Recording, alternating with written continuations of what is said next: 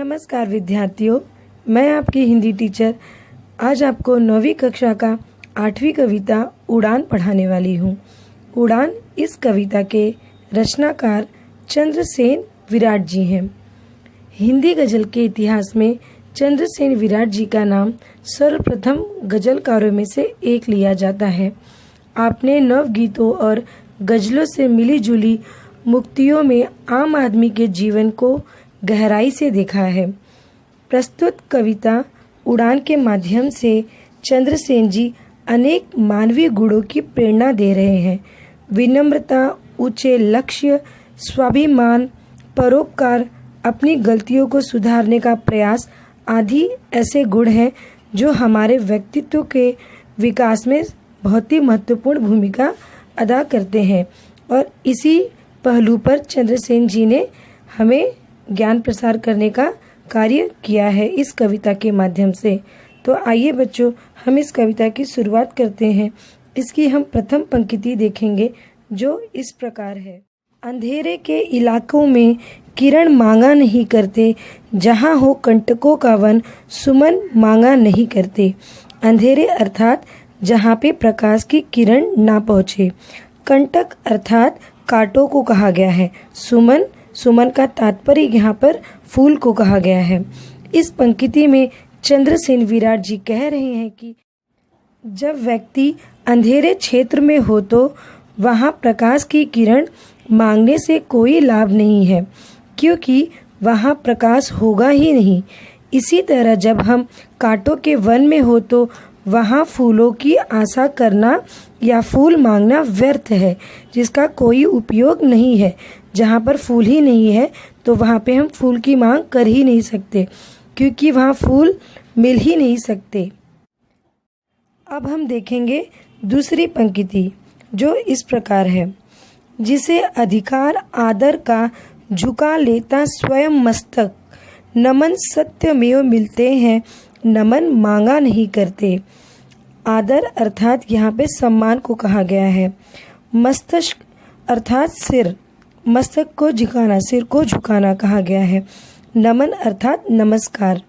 यहाँ पे इस पंक्ति में हमें विराट जी समझा रहे हैं कि जो व्यक्ति आदर के योग्य होता है वह स्वयं ही विनम्र हो जाता है। उसे किसी से नमस्कार करवाने की आवश्यकता नहीं होती है। उसे किसी भी प्रकार को किसी भी व्यक्ति से अपने आप के लिए सम्मान की आवश्यकता नहीं होती है। ऐसे व्यक्ति को लोग स्वयं झुककर नमस्कार करते हैं, उसका सम्मान करते हैं। वह स्वयं ही सम्मान के आदि व्यक्ति होते हैं ऐसे लोग। परों में शक्ति हो तो नाप लो उपलब्ध नभ सारा, उड़ानों के लिए पंछी गगन मांगा नहीं करते।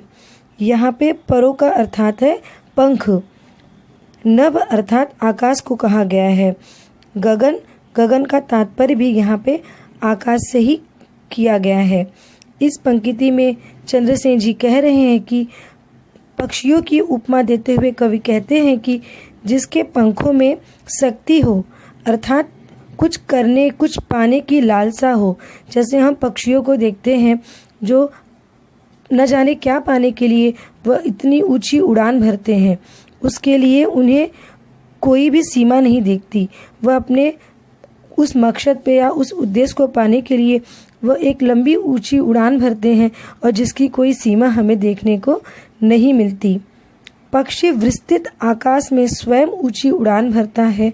वह किसी से पूछकर नहीं उड़ता। यहाँ पे पक्षी किसी से पूछकर नहीं उड़ता कि मुझे कितनी ऊंचाई तक जाना है, या मैं नीचे उड़ूँ या मैं ऊपर उड़ूँ। वह अपने मन अनुसार, अपनी इच्छा अनुसार अपने मकसद को पाने के लिए एक ऊंची और अच्छी उड़ान भरता है, जो हमें कहीं न कहीं जीवन जीने की एक अच्छी प्रेरणा देता है, हमें अपने मकसद को पाने का एक उद्देश्य देते हैं। अब हम देखेंगे आगे की पंक्ति जो इस प्रकार है। जिसे मन प्राण से चाहा निमंत्रण के बिना, उसके सपने तो खुद ब खुद आते, नयन मांगा नहीं करते। यहाँ पे चाहना अर्थात प्रेम को कहा गया है। निमंत्रण अर्थात किसी को बुलाना। खुद ब खुद अर्थात स्वयं। नयन यहाँ पे आँख को कहा गया है। इस पंक्ति में चंद्रसेन विराट जी कह रहे हैं कि जिसे हम बहुत अधिक चाहते हैं, बहुत प्यार करते हैं, हमें उसके सपने को निमंत्रण देने की आवश्यकता नहीं होती है, उसके सपने को बुलाने की ज़रूरत नहीं होती। उसके सपने स्वयं हमारी आँखों में स्थान पा लेते हैं, उसकी याद हमारे दिल में सदा के लिए बनी रहती है। आगे की पंक्ति, जिन्होंने कर लिया स्वीकार पश्चाताप में जलना, सुलगते आप बाहर से अगन मांगा नहीं करते। स्वीकार अर्थात मानना, पश्चाताप अर्थात पछतावा करना, सुलगते अर्थात धीरे धीरे जलना। यहाँ पे इस पंक्ति में कह रहे हैं कि जो लोग अपनी गलती जानकर मानते हैं, अपनी गलती स्वीकार कर लेते हैं और उसे सुधारने के लिए पछतावा करते हैं, उन्हें बाहर किसी व्यक्ति द्वारा चेतना की ज़रूरत नहीं होती। अर्थात अगर व्यक्ति अपनी गलती को स्वीकार कर ले तो किसी अन्य व्यक्ति की ज़रूरत नहीं होती है कि वह उसकी गलतियों को दिखाए और उसे पछतावा करने के लिए उसे समझाए।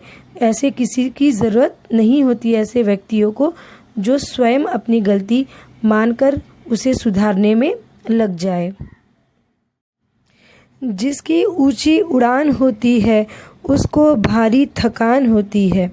यहाँ पे चंद्रसेन जी कह रहे हैं कि जिस व्यक्ति को जितनी अधिक ऊंची उड़ान हो, जितना अधिक वह काम करे, उसे उतनी अधिक थकान भी होती है।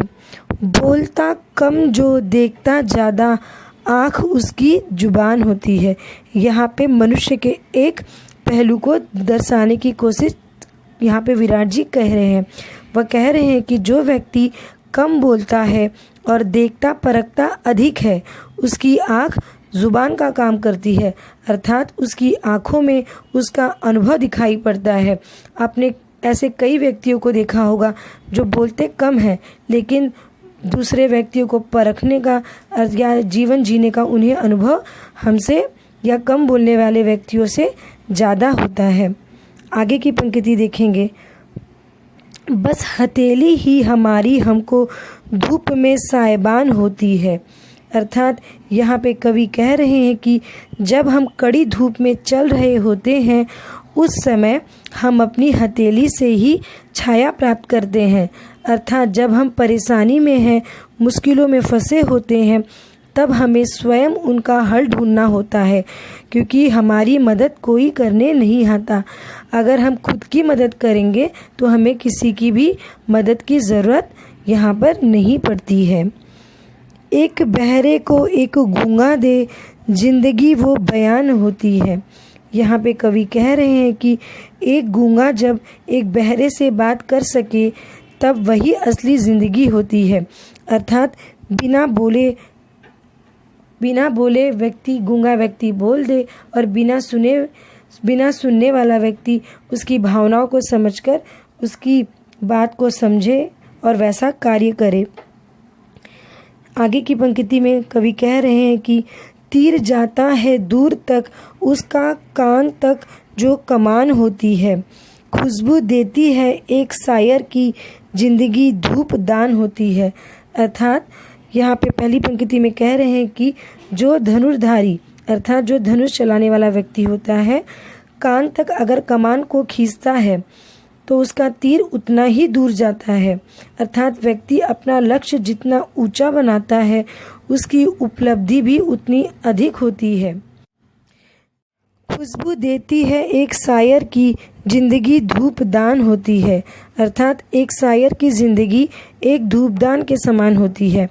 जिस प्रकार धूपदान में जलता हुआ द्रव्य अपनी सुगंध से वातावरण को खुशनुमा कर देता है, सुगंध फैला देता है, उसी प्रकार शायर की प्रसिद्धि अर्थात शायर की जो कार्य होते हैं वो चारों ओर फैल जाते हैं और उसको और भी प्रसिद्ध कर देते हैं।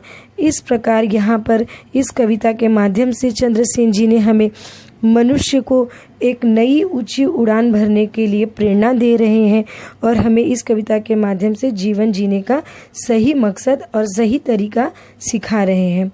आशा करती हूँ कि बच्चों आपको यह कविता समझ में आई होगी। अब इससे संबंधित हम कुछ प्रश्नों को सुलझाएंगे। धन्यवाद।